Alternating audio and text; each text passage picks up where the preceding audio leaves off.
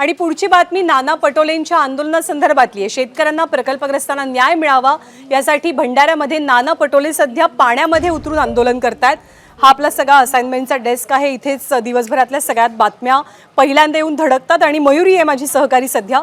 मयुरी, नाना पटोले आंदोलन करतात, काय नेमक्या त्यांच्या मागण्यात, कुणासोबत हे आंदोलन सुरू आहे? ज्ञानदा, जसं की आपण पाहिलं की विविध प्रश्नांना घेऊन आणि गोंदिया जिल्ह्यातील जे शेतकरी आहे, प्रकल्पग्रस्त शेतकरी आहे, त्यांच्या मागण्यांना घेऊन वैनगंगा नदीत दुपारी 3 वाजल्यापासून नाना पटोले आंदोलन करत आहेत आणि विविध मागण्या जोपर्यंत पूर्ण होणार नाही तोपर्यंत ते असेच त्या पाण्यात उभं राहून आंदोलन करणार आहे असं त्यांनी सांगितले।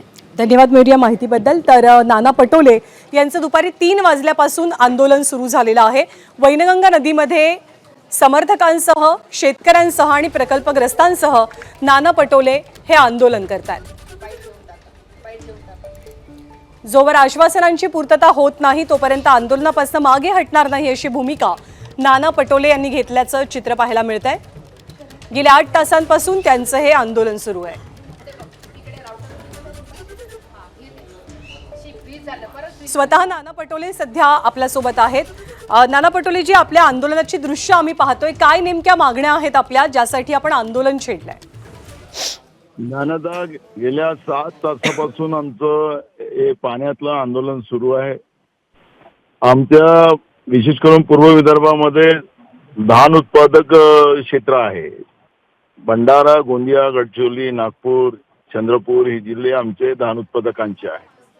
आणि आमचं जेव्हा सरकार होतं राज्यात आणि केंद्रात, हे धान खरेदी केंद्र आम्ही त्या काळात सुरू केले होते आणि त्याला लिमिट हा शब्द नव्हता।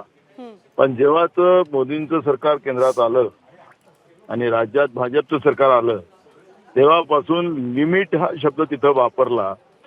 आता एका एकरामध्ये धान किती पिकतात, मका किती पिकतो हे सरकारजवळ ऑलरेडी रेकॉर्ड असतो। आजकाल ही पीक नोंद झालेली आहे आणि ही पीकच्या माध्यमातून राज्य आणि केंद्र सरकारकडे किती भात पिकला म्हणजे आपल्या भाषेतला, आणि धान किती पिकला आणि मका किती पिकला ह्या सरकारजवळ रिपोर्ट असतो। पण यांनी गेल्या खरीप हंगामातला धान अजूनपर्यंत घेतला नाही। आता रबीचा धान निघाला त्याचा प्रश्न वेगळा, रबीचं धान निघाला त्याचा प्रश्न वेगळा निर्माण झाला। आता मका निघाला तो एक प्रश्न नवीन निर्माण झाला आणि केंद्र सरकार जे लिमिट आहे ती फार कमी देते आणि त्याच्यामुळे शेतकऱ्यांचं धान खरेदी केला जात नाही, व्यापाऱ्यांचा मोठ्या प्रमाणात या ठिकाणी फायदा होऊ नये हे लिमिट वाढवलं जावं यासाठी आपण प्रयत्नशील आहात। आपल्या गेल्या 7 ते 8 तासांपासून आंदोलन सुरू आहे। आशा आहे लवकरात लवकर या आंदोलनाची दखल घेतली जाईल। नाना, आपले मनापासून आभार या सगळ्या सविस्तर प्रतिक्रियेबद्दल।